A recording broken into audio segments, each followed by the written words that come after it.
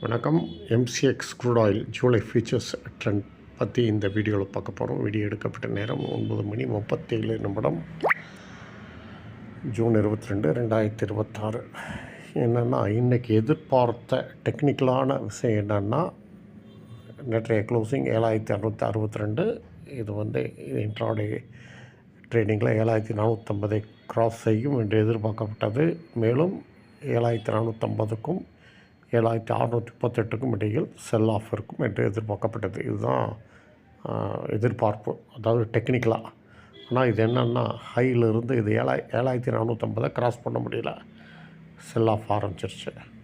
சரி, செல் ஆஃப் ஆரம்பிச்சதுன்னா இது என்னென்னா, டெக்னிக்கலாக பார்த்தா இங்கே ரீபவுண்ட் இருக்கணும். 7074க்கும் 6886க்கும் இடையில் ரீபவுண்ட் இருக்க வேண்டும். அதாவது 6886ஐ உடைக்கக்கூடாது. இதுதான் இப்போதைக்கு எதிர்பார்ப்பு. இந்த 6886ஐ உடைக்கவில்லை என்றால் ரீபவுண்ட் இருக்கும். அதாவது இப்போ இங்கிருந்து ஏறும் பட்சத்தில் 7074 வரை ரேலி இருக்க வாய்ப்புண்டு.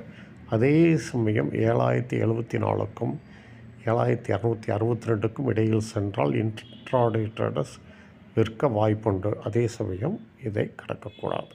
கடக்காமல் இருந்தால் இங்கே செல் ஆஃப் இருக்கும். இந்த நிலைகளில் செல் ஆஃப் இருக்கும். சரி, இப்போ நான் முதல்ல சொல்லியிருந்தேன் 6886 உடைக்காது என்று. உடைத்தால் என்ன செய்வது, அதையும் நீங்கள்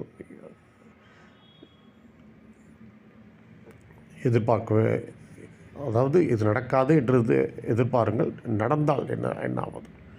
நடந்தால் செல் ஆஃப் 6698 வரை செல் ஆஃப் இருக்கும். இது டிமாண்ட் என்று கருதப்படுகிறது. இதில் எங்கு வேண்டுமானாலும் இங்கே ரீபவுண்ட் ஆகலாம். இதுதான் நிலைகள். இதற்கு தகுந்தாற்போல் உங்கள் வர்த்தகத்தை அமைத்துக் கொள்ளுங்கள்.